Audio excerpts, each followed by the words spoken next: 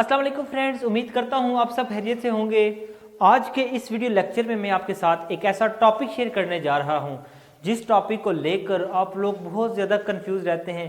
जब भी आप इस तरह के सेंटेंसेस बने हुए देखते हैं तो आप सोचते हैं कि ये सेंटेंस हम किस सिचुएशन में इस्तेमाल करेंगे। तो इस वीडियो लेक्चर में मैं आपको सिखाने जा रहा हूँ। देखें guys, this cup is broken, ये कप टूटा हुआ है।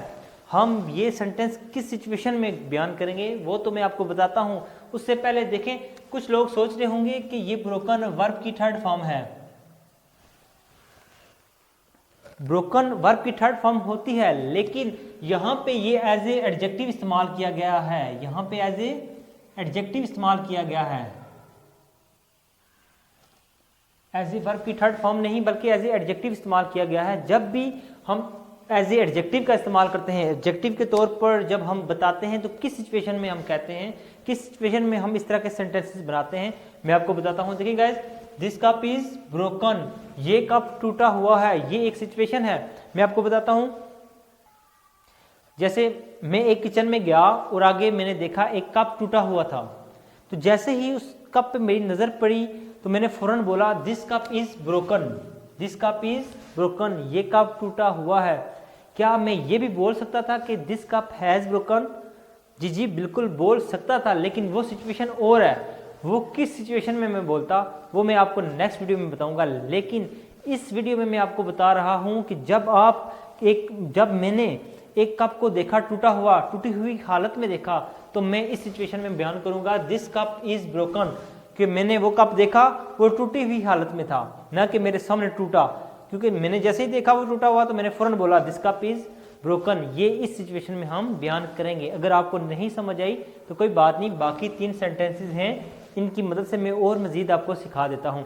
देखिए गाइस, नेक्स्ट एग्जांपल है दिस शर्ट इज टॉर्न, ये शर्ट फटी हुई है, ये शर्ट फटी हुई है। हम ये किस सिचुएशन में कहेंगे? देखिए गाइस, एक बंदा आपके सामने आ रहा है तो आपकी उसकी शर्ट पे नज़र पड़ी, तो आपने फौरन शर्ट को देखते ही कहा कि this shirt is torn, this shirt is torn, ये शर्ट फटी हुई है। वो क्यों कहा? आपके सामने तो नहीं फटी ना, आपने जैसे ही उस शर्ट को देखा वो फटी हुई कंडीशन में थी, उसकी जो हालत थी वो आपने बयान कर दी। अगर वो आपके सामने फटती या बहुत फाड़ता तो वो एक और सिचुएशन हो जाती।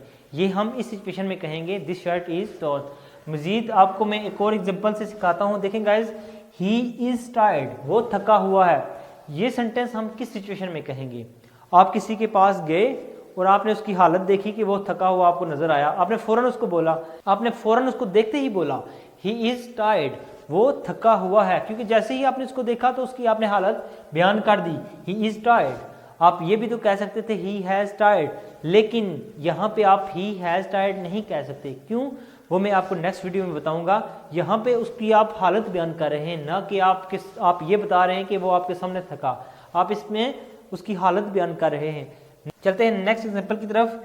ही इज अस्लीप, वो सोया हुआ है। ये हम किस सिचुएशन में कहेंगे? आप एक कमरे में गए और आगे एक लड़का सोया हुआ था, तो आपने उसको देखते ही कहा कि वो सोया हुआ है। ये एक सिचुएशन है। आपने उसको देखा और आपने कहा ही इज अस्लीप, वो सोया हुआ है। अस्लीप एडजेक्टिव है स्लीप का। जैसे ही आपने उसको देखा और आपने फौरन कहा ही इज अ स्लीप, कि वो सोया हुआ है, वो सोई हुई हालत में है। अगर वो जागा होता उसके लिए अलग। देखें, ये सिचुएशन आप जब प्रैक्टिस करेंगे मजीद आप मजीद और जब एग्जांपल्स बनाएंगे तो आपको और भी अच्छी तरीके से समझ आना शुरू हो जाएगी। तो देखिए गाइस, आप प्रैक्टिस किया करें, डेली प्रैक्टिस किया करें। जैसे ये सेंटेंस मैंने बताए हैं, इस तरह के और मजीद अपने पास सेंटेंसेस बनाएं, गूगल से सर्च करें। बेशुमार सेंटेंसेस जब आप बनाते रहेंगे तो आपको और भी अच्छी तरीके से ये सिचुएशन समझ आ जाएगी। उम्मीद करता हूँ आपको ये वीडियो अच्छी लगी होगी। तो नेक्स्ट वीडियो में मैं आपको सिखाऊंगा कि ये सेंटेंस, तो ये एक सिचुएशन होगी। दूसरी जो सिचुएशन है हैज़ ब्रोकन, जो वर्ब की थर्ड फॉर्म वाली होती है, तो उसको प्रेजेंट परफेक्ट इसको बोलते हैं।